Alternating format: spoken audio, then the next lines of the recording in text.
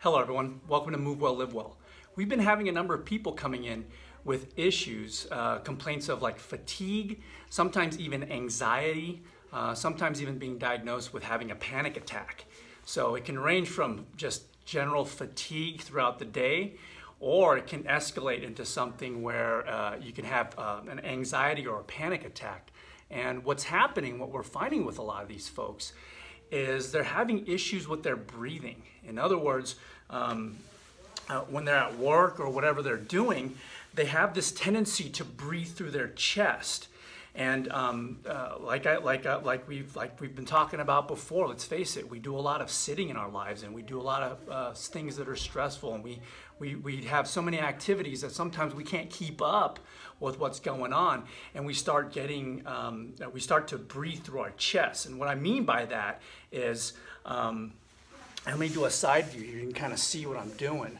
So what happens when you breathe through your chest, you become a chest breather, you start doing this.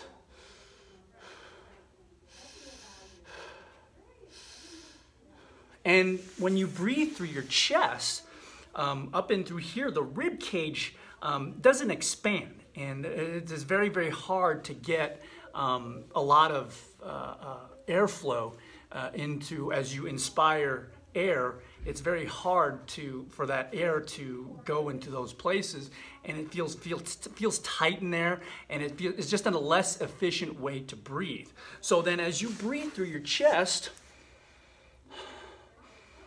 you have to take more and more breaths to compensate for that lack of breathing, if you will.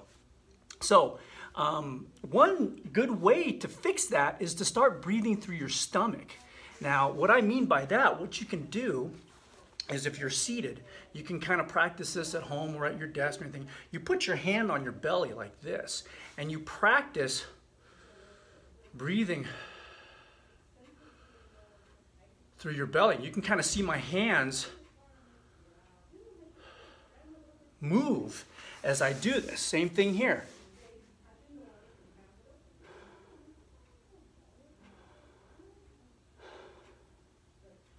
Now again, breathing through the chest, if you look at my hands, and then you start getting tightness in the neck because they're trying to lift your rib cage up. You get tightness in the shoulder. You can see my shoulders come up as well as you try to chest breathe. But breathing through your belly, it just opens up this cavity and allows more air to come in. Remember, if you're having troubles, for instance, if there's an emergency, life-threatening emergency, what we usually check for is, what we as humans, we as people, require some basic requirements. We need food. Food, we obviously need to nourish our bodies and repair and recover and all that stuff. But we can live for a while without food. We need water. Again, we need water to survive, but we can live a certain amount of time without water. But what happens to us if we don't get enough air? If we don't get enough air, 4 or 5 minutes, you're brain dead, you're a goner. So breathing is the most basic necessity of life. And if you're not breathing properly, fatigue ensues, anxiety, panic attacks, the whole bit, because you're not getting enough oxygen. You're not exchanging the toxins that are building up in your body. So if you find out, what we're also seeing with these folks is that when you palpate in through here, through the abdomen, it's very, very tight and rigid. You know, in my abdomen, you can kind of get in here, and it's very, very soft, it's smushy, and this is how it should be. When I get into right here, though, it gets kind of tight. So even me, I can use a little bit of working through here, so that way I become a better abdominal breather rather than a chest breather. So if you palpating through here and you feel tightness and stuff, sometimes these folks, man, you feeling through here and it's very, very sensitive and it's not very good, and they start complaining of stuff like, I went to the ER, I had they hooked me up to the EKG, they checked my heart, and everything's fine, what's happening is what we're seeing is that they're more chest breathers than abdominal breathers. So you can check on yourself. And if it's tender and messed up in here, it's a good indication that you may be more of a chest breather. And again, leading to more fatigue and escalating into something that you see like panic attacks. So how do we fix that? Well, a simple fix would be to grab a ball. That's relatively soft.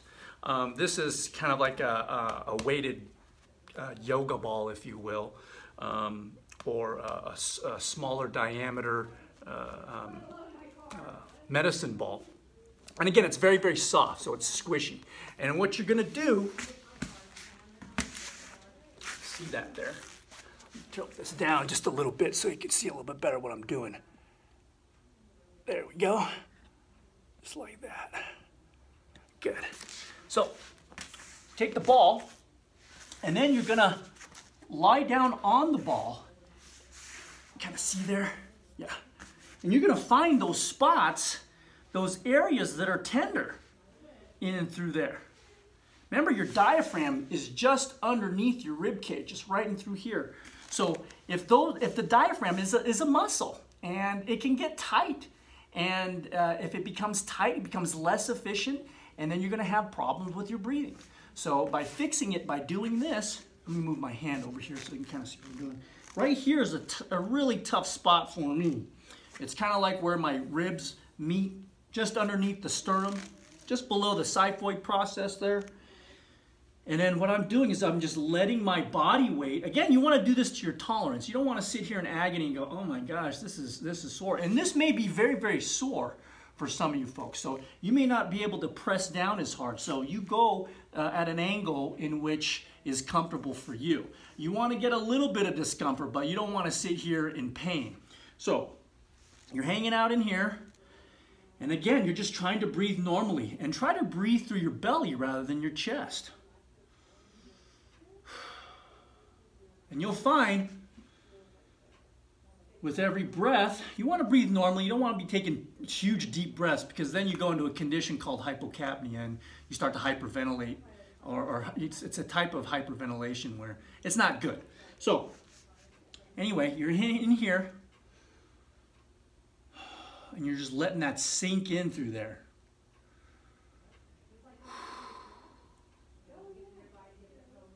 And you move to another spot that you find is tender, and you hang out in there.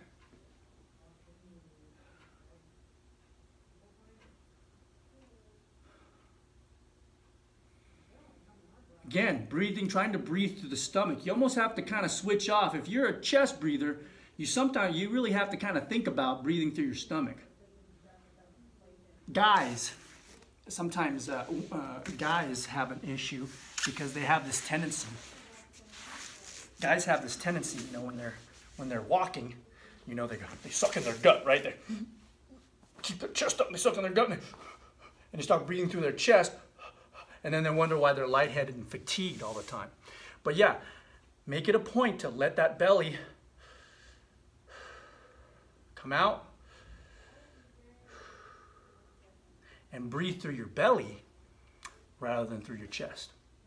Women sometimes, that's why they get that anxiety. Women, we sometimes see the panic attacks more in happening with women rather than men, because women have this tendency to, they just worry more. The way they think, everything's connected to everything, and the way they think, they start to worry a lot. So they have this tendency, they breathe through their chest and then get that tightness, and then it leads to a panic attack, and even fatigue. So anyway, this is a great tool to use to help you breathe better, to open up the abdominals, so that way you become a better abdominal breather rather than a chest breather. And it'll help decrease, help alleviate some of that fatigue that you may be experiencing throughout your day.